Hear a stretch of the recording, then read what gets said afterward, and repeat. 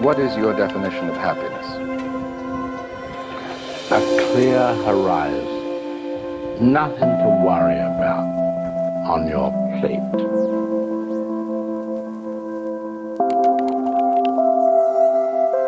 If you're looking to pick up one of these cameras in 2024, you might be asking yourself, is it worth it to save the extra money to buy the a7 IV? Well, in this video, I aim to answer just that. Some of the clips you just saw in the intro video were shot on the Sony a7 III and some were shot on the a7 IV. At the end of this video, I'll tell you which ones are which, or you could just skip ahead now. So last year, me and a group of photographer friends went to the Middle East, specifically to Jordan, and we have so much content from that trip.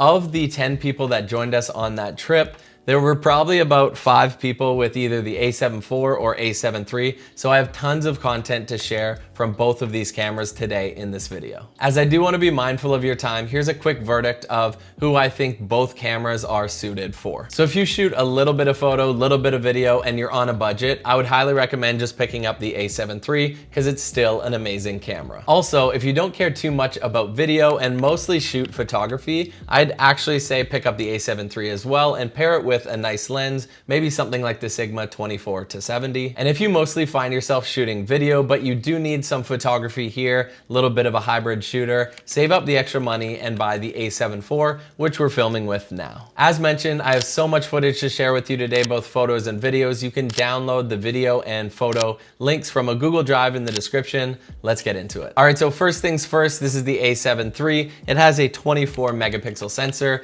where the a7 IV has a 33 megapixel sensor. I think you're gonna be hard pressed to find the difference in photography. Also with burst mode, it's the same, 10 frames per second for photography, so nothing crazy there. But I will say that the viewfinder on the a7 IV is 50% better resolution. And as a photographer, especially if you're shooting outdoors, I often find myself using that viewfinder. And yeah, I prefer it on the a7 IV. But both of these cameras are great for photography. In terms of video, the a7 IV is much better, but people tend to fixate on the 10-bit 422 video. So it's just so much easier to play with the footage and get better colors out of it in post. You have more flexibility. I will say though, however, the a7 III, even though it's 8-bit color, I was able to color grade it amazing with S-Log2. And I actually have a video specifically on the a7 III. I talk about the best settings for video, so I will link that above. The video you saw at the beginning was a mixture of S-Log2 and S-Log3. And honestly, I'd be impressed if you were able to differentiate which clips were the a7 III and which ones were the a7 IV. Now, the biggest downfall for me in terms of a7 III, yeah, it's 8-bit color, but it actually has a record limit on it, and I use it as a B cam on weddings. So I put it on a tripod and I just let it sit there during the ceremony. Now, after 30 minutes, that's gonna kick off. And I hate that it has a built-in record limit. The a7 IV does not have this. Now, 2 major advantages of the a7 IV. My favorite feature on this is that it's so much better in low light for video, shooting at a dual native ISO up to 3200, and you just get like way less grainy footage. And I'm so much more confident shooting in low light situations because it does have this. And then I will also mention that it has 60 frames per second at 4K. Mind you, that does come at a crop, but this is just like oversampled 7K footage coming out of this camera, which the a7 III does not have. So you could literally pick out like the threads on a shirt. It's just like super clear, amazing video quality on the a7 IV. That being said though, don't shy away from this camera if you're on a budget. It still will be very good for video. You just have to be mindful of, do I know my camera well enough? Can I expose it properly in camera so that I make it easier on myself to edit in post? Next thing I want to talk about is the price difference of these two cameras. If you were to buy them used right now, it's about $1,200 US for the a7 III. What we're shooting on right now, about $1,900 US, so a $700 difference. Could you buy the a7 III and maybe you are on a budget and spend that money on a nicer lens? I would highly recommend doing that over say the a7 IV and a kit lens. So $700 difference is impactful. Really quick, if you're finding value in this video, it goes a really long way if you could just leave a like. 3, 2, 1. Thank you so much, and let's dive back in. Point number 4 is the LCD screen on these cameras. They're both 3 inches. They both flip out to some extent, but On the a7 IV, you have a fully articulating screen, which I'm using right now to kind of like self-monitor myself as I'm shooting video. I really like this specifically as a video shooter, but I sometimes even use it for photography. So that flippy screen is nice. And also you get a 50% higher resolution LCD screen on the a7 IV, which to me is quite noticeable, especially if I was using the a7 IV all day and I have to go back to the a7 III, I can tell the difference quite a bit. Number 5, buttons and dials. And while these cameras are super similar in just kind of like the feel and customization and buttons and all these kind of things on it,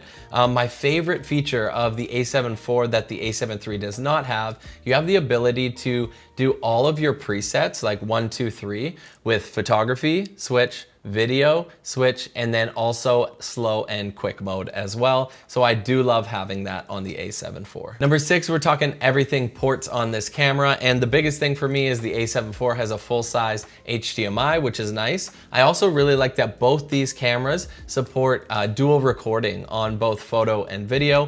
The a7 III is only UHS 1, where it's UHS 2, a little bit faster, and you get a CF Express Type A card as well on the a7 IV, so that's nice as well. In terms of capturing audio, you actually get a microphone and headphone jack on both of these, so no worries there. And one thing that I'll say for the a7 IV is that you don't need a dummy battery to keep this thing going. You could actually just have it plugged in via USB-C and it'll just last forever. Whereas on the a7 III, you would need a dummy battery for that to happen. And if you live stream a lot, this will come in handy. Number 7, lenses. It's the exact same decade-old collection of E-mount lenses, so that's a pro for both of these. And the best part is that they support third-party manufacturers, whereas Canon right now on their newer RF glass, they're not allowing for that. And I think that's really putting Canon behind the times in terms of like Sony crushing it with their lens selection. Number 8, let's talk battery life, because it's the exact same battery actually on both of these cameras. However, the a7 III, maybe because the resolution on the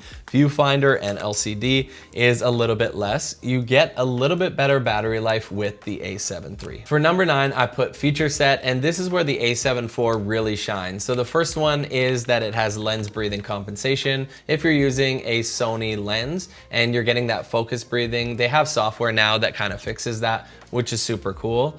Also, you get better plug and play functionality for webcam streaming, which is really nice. One thing I really like is the tracking on the a7 IV as well for photography. Half press to kind of just like find your subject. You can move it around and it stays tracking. So I think that's absolutely amazing. The autofocus as a whole is quite a bit better on the a7 IV. I mean, it's not terrible on the a7 III, don't get me wrong, but it is noticeably better on the 4. The last two things are pretty important to me, and that is the active stabilization on the a7 IV. It just kind of eliminates those micro jitters that I get with my a7 III. And then lastly, it's a cleaner menu system on the a7 IV, but that's not to say it's impossible to learn on the a7 III. We're kind of getting a little nitpicky here. Point number 10, and the last one I wanted to bring up, was ergonomics. Both these cameras are absolutely amazing in terms of like the feel of them. They're both pretty sturdy and have nice grips, but I will say the a7 IV did a good job of deepening the grip, the front grip. So I do find that like a little bit more ergonomic and a little bit better to use. But other than that, like these cameras are both great. Okay, so as promised at the start of this video, there was like a mini short film, and it was a combination of a7 III and a7 IV footage.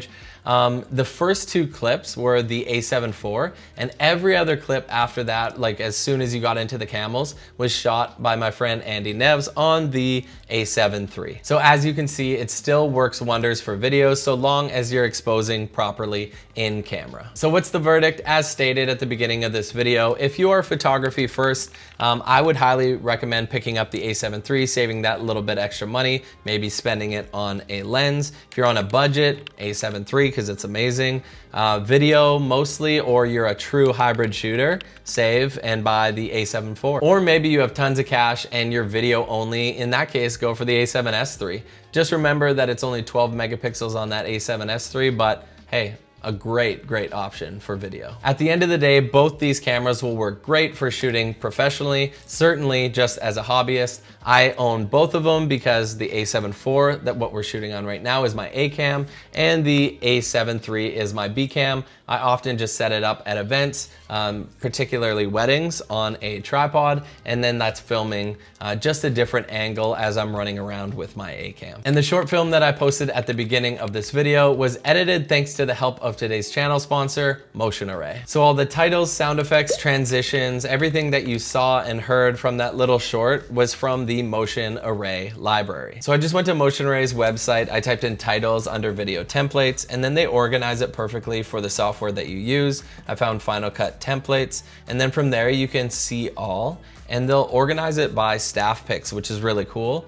And under there I was able to find like the typing ones, and it's really easy to install. It's as simple as going to my movies folder, drag and dropping my download into the titles folder, closing Final Cut, reopening it, and voila, I have a brand new set of titles. Next, I just went to the sound effects tab, I typed in typing, and voila, I have Office keyboard typing, and it worked perfectly with the edit. The vintage transitions that you saw in that edit were also from Motion Array, and I love the way that they turned out. If you wanna get $50 off, just click the link in the description. Thank you so much for stopping by the channel. We will see you in the next one. Matty out.